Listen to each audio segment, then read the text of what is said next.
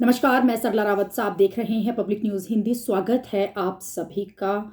जोशीमठ को लेकर इसरो ने कुछ तस्वीरें शेयर की हैं, कुछ तस्वीरें जारी की हैं, साथ ही एक रिपोर्ट भी पेश की है। और इस रिपोर्ट और इन तस्वीरों को देखकर हम ज़्यादा समझ पा रहे हैं कि किस तरह से पिछले कुछ दिनों में जो जोशीमठ की जो ज़मीन है, जो जोशीमठ का एरिया है, वो धंसता हुआ साफ तौर पर देखा जा सकता है। इन तस्वीरों में साफ तरह से अंतर देखा जा सकता है। अप्रैल 2022 से नवंबर 2022 तक का कुछ डाटा है, जिसमें हम देख रहे हैं कि धरती कुछ धंस रही है, जोशीमठ कुछ धंस रहा है, लेकिन जो दर है धंसने की वो बेहद धीरे है। लेकिन वहीं 27 दिसंबर से लेकर 8 जनवरी तक 5.4 सेंटीमीटर बताया जा रहा है कि जोशीमठ धंसा है। यानी कि जोशीमठ की जो धंसने की जो प्रक्रिया है, वो इस दौरान जो दर है वो तेजी से हुई है।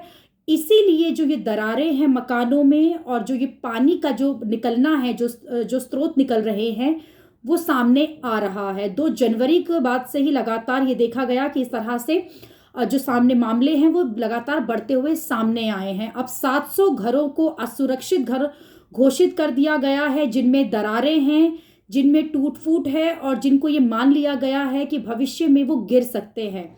इन सैटेलाइट तस्वीरों के जरिए ये समझ आ चुका है कि जो हेलीपैड का जो एरिया है जोशीमठ में, और साथ ही जो नरसिंह देवता का मंदिर है और जोशीमठ का जो पूरा एरिया है, वो कहीं ना कहीं असुरक्षित है। लगातार भूमि यहाँ धंस रही है। तो कहीं ना कहीं हम ये भी समझ सकते हैं इन तस्वीरों से कि जिस तरह से कहा जा रहा है कि नवीन शहरीकरण या जो कंस्ट्रक्शंस हैं, केवल वो वजह नहीं है।